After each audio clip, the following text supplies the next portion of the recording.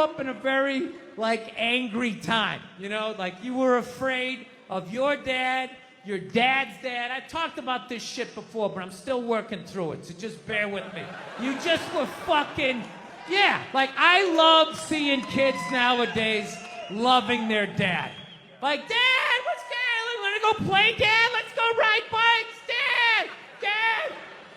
Yeah, when I was a kid, I was like, Dad, fuck, Dad, fuck! Run! Open a window! Mom, what did you see in that? Fucking lunatic, right?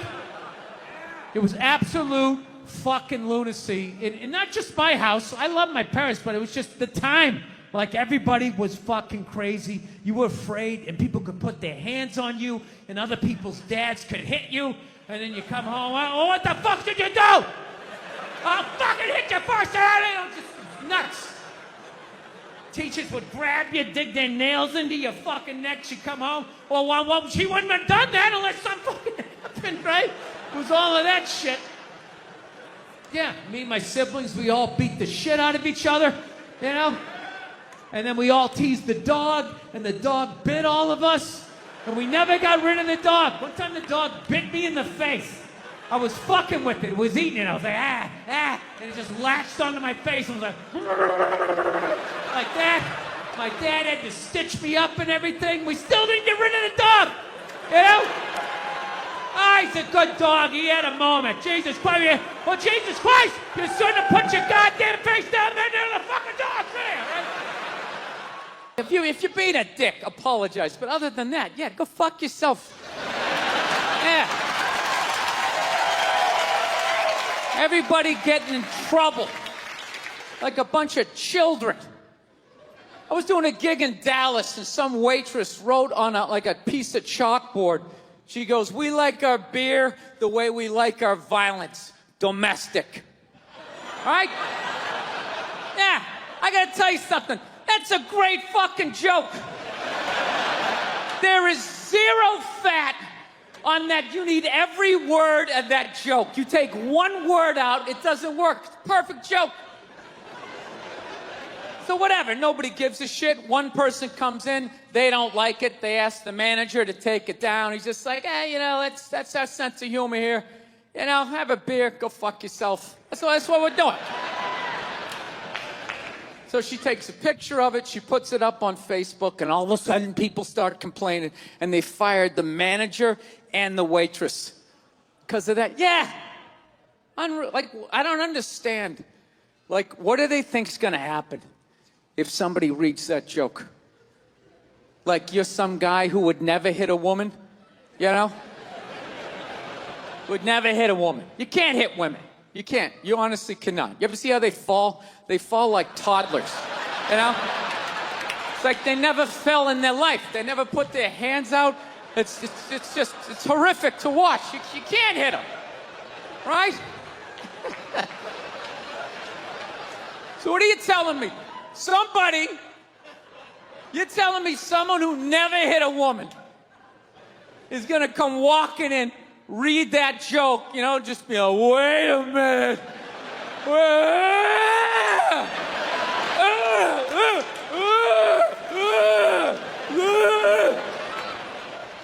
All those feminists are full of shit, because I'm gonna tell you right now, someday there's gonna be the first woman president. All right? Which means you don't even know what her fucking platform is, and you automatically cheer. It's got the same genitalia. Fucking, I'm telling you, they're not smart people. Feminists, they're not as smart as they're coming off. I'm telling you. Someday, there's gonna be... By the way, this is gonna be my last show ever, by the time this fucking thing comes out. Someday, there's gonna be the first female president, which means there's gonna be the first male first lady, right? And you fucking wait. The first time that dude opens his mouth about some political shit, you watch all these feminists throwing me, you shut the fuck up! You shut the fuck up! is her time now. It is her time. She was elected, not you. Go pick out some plates, bitch. You are the first lady.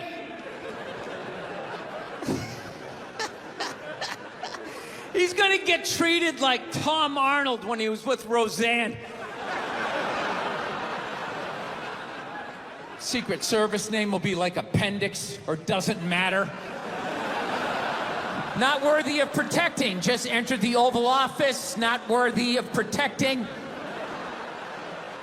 I saw a woman a couple months back, professional soccer player, right? She goes on to ESPN or one of these sports channels, and she starts bitching, going like, I don't understand, how come female athletes don't make as much as male professional athletes, right? And all of these men had to sit there and act like they didn't know what the answer was. They had to sit there like dumbfounded, like, oh, I don't know. Why is that? That is a conundrum. I have no idea. Literally, I'm sitting at home screaming at the TV because you don't sell any fucking tickets. Nobody is going to women's soccer games. You're playing in a 20,000 seat arena. 1,500 people show up. That's not a good night. The promoter lost his fucking ass on that gig. I'm not saying no professional female athletes, Serena Williams, the women in the UFC, you know, but nobody's watching your fucking sport. And then you're gonna come and you're gonna get mad at fucking men. They keep doing that shit. Why are you yelling at us? It's not our fucking job. It's not my fucking job to give a fuck about women's soccer, okay? I have men's sport to pay attention to. It's your bullshit, right? Dude, look at the WNBA. Dude, nobody in the WNBA got COVID. Nobody.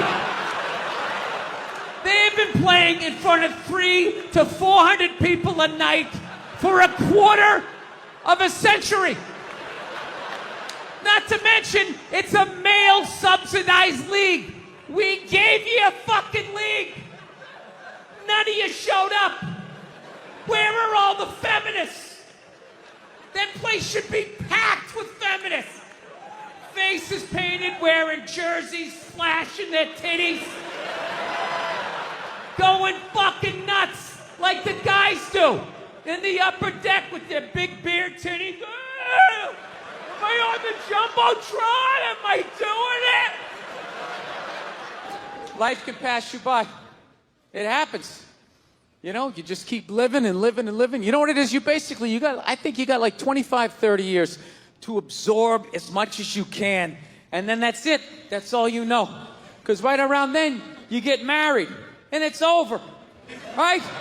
You have a couple of kids. You're sucked in the bubble. You don't have time to pay attention to what's going on in the world. You're just stuck with these kids. It's shitting all over the place. Don't be a serial killer. Don't touch that. You're just stuck in that. You have 3, 4 kids. That is a 25-year sentence. Trying to get them all through college. Society just keeps fucking going. You get the last one through college, you step back out of the bubble, just... You don't know what happened. You're not even paying attention. You go back to your old record collection. Right?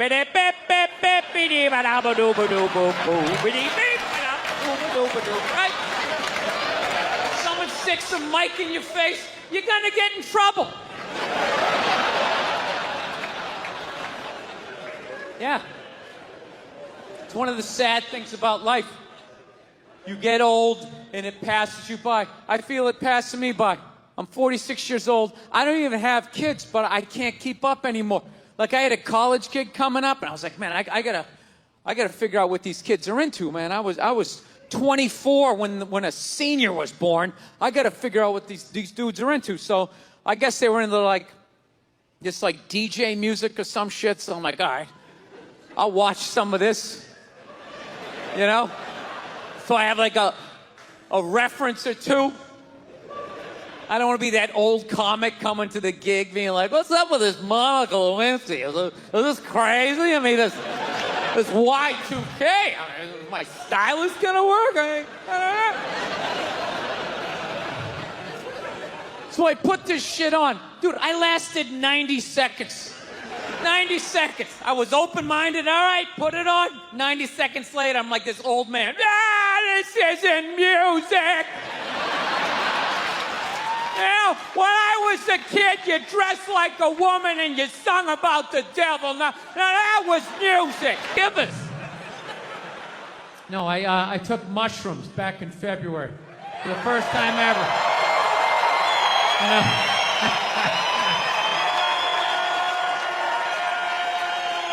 This is the perfect state to tell this story. You guys should literally have mushrooms on your fucking license plate. All right, so here's the deal. I never fucked with anything like that. I was always a booze guy. I was a booze guy, you know. All right, relax, everybody. I always get nervous when I get white guys going like, yeah, all right, woo, build the wall. I'm fucking around. Relax. It's frightening to listen to, but that's what being a guy is. You're not allowed to have emotions. So that's all of that shit comes out when you drink. Do something dumb so I don't feel stupid.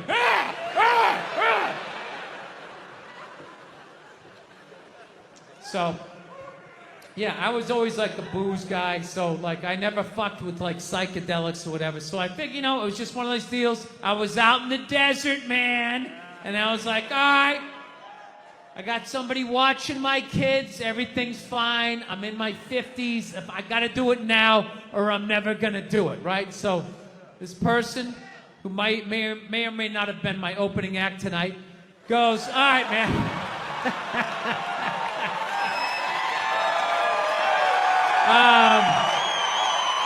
He's a good man. He says to me, he goes, all right.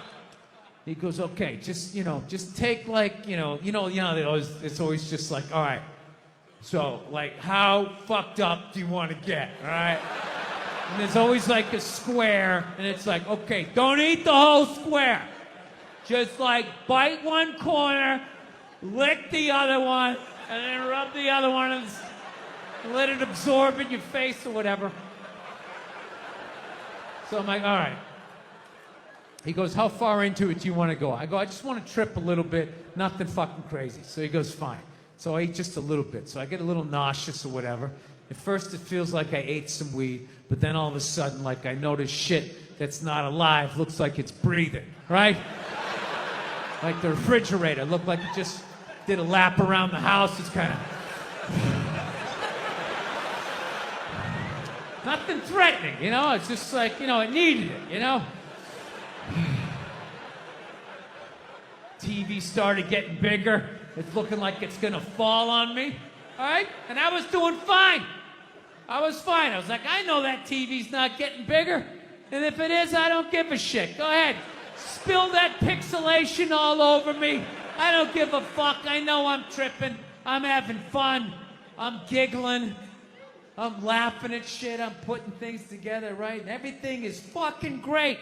And all of a sudden, about an hour in, all of a sudden, this profound sense of loneliness and not feeling loved just washed over me. Yeah, and I was just like, I fucking knew it. I don't know what it is. I don't know what the fuck is going on. But I think white women started it. It's the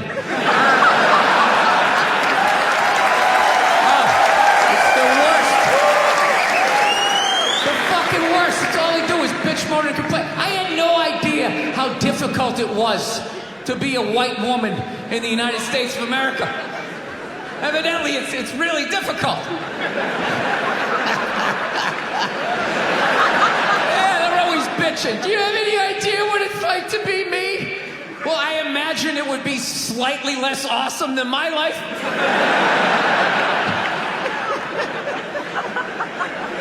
What happened to you today, sweetheart, huh? Did they not chill your rosé? You know? Was the trolley not running down at the mall? What happened? No, it's unreal. I'm really fucking annoyed how white women have the fucking balls to throw my white privilege in my face. You know? Sort of separate themselves from these white males with their white male privilege. It's like, bitch, you're sitting in the jacuzzi with me. What the fuck are you talking about? Yeah, quit your fucking whining. You know what? You're full of shit. You are.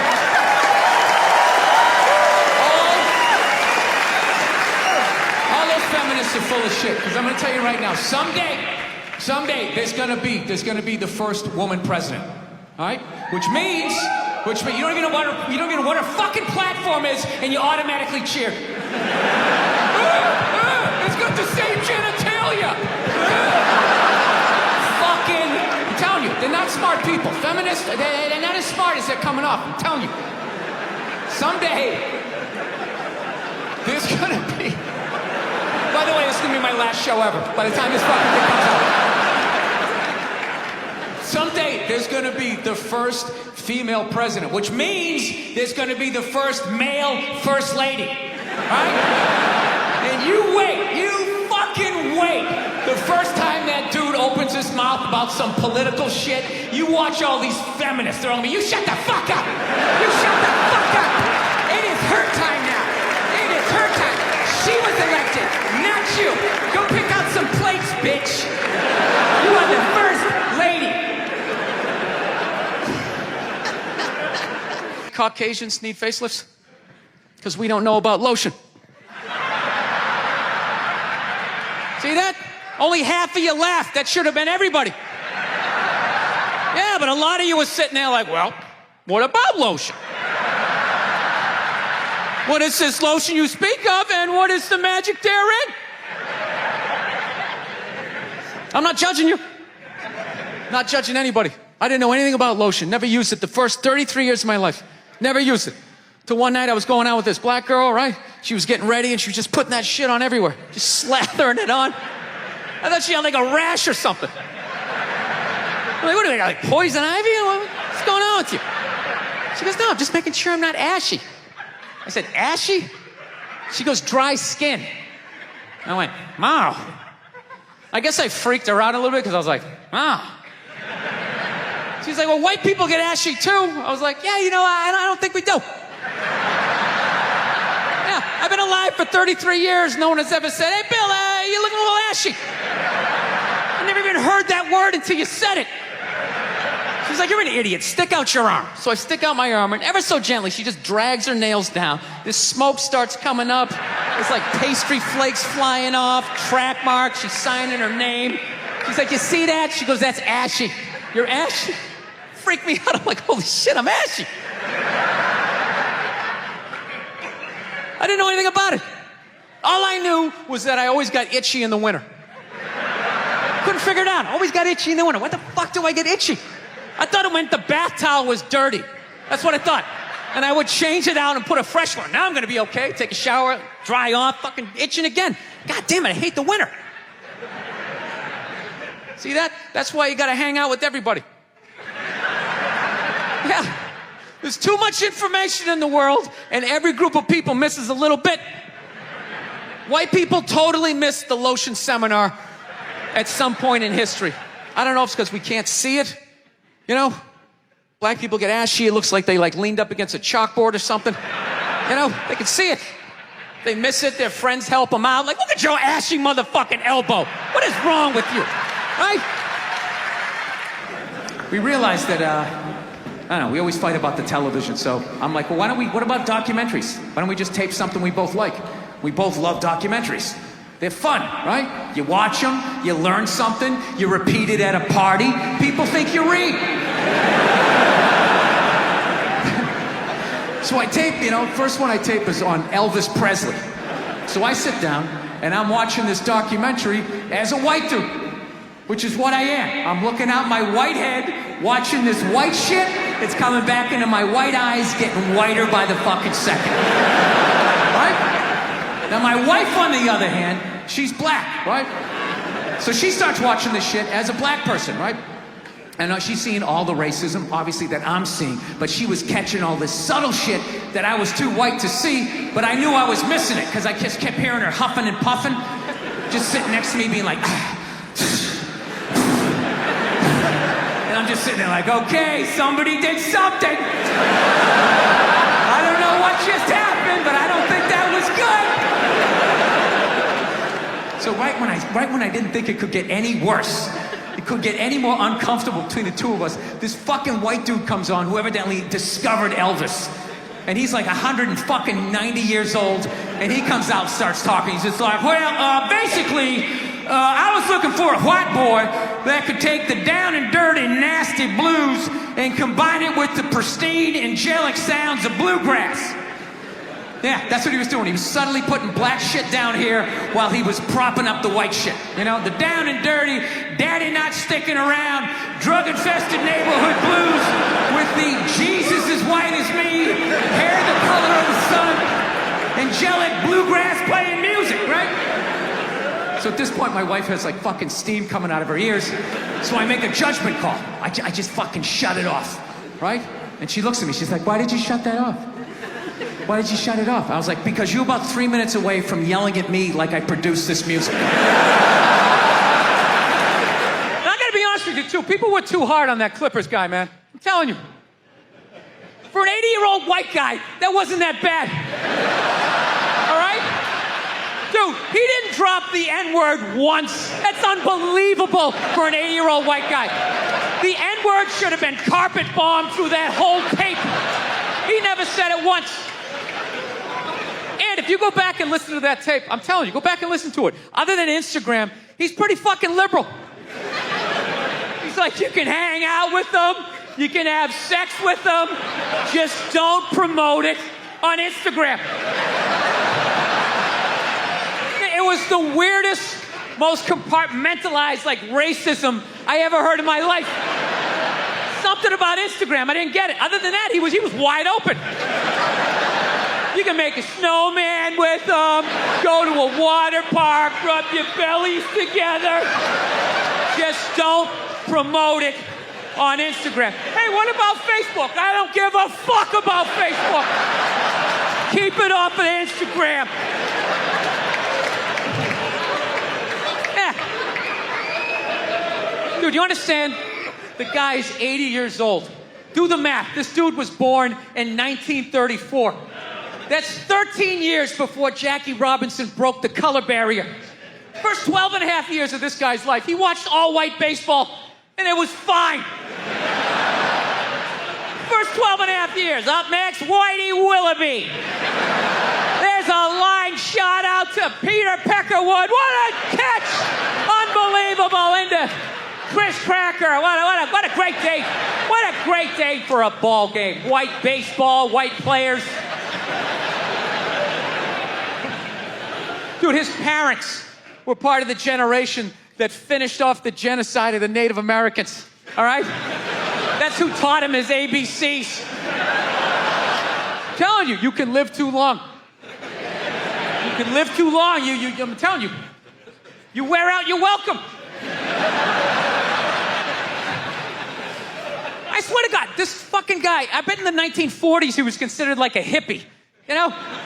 Just walking around, hey, you can hang out with them, you can have sex with them, man, His dad's getting all pissed off. Let me tell you something, see? You stay with your own. Hey, you stay with your own.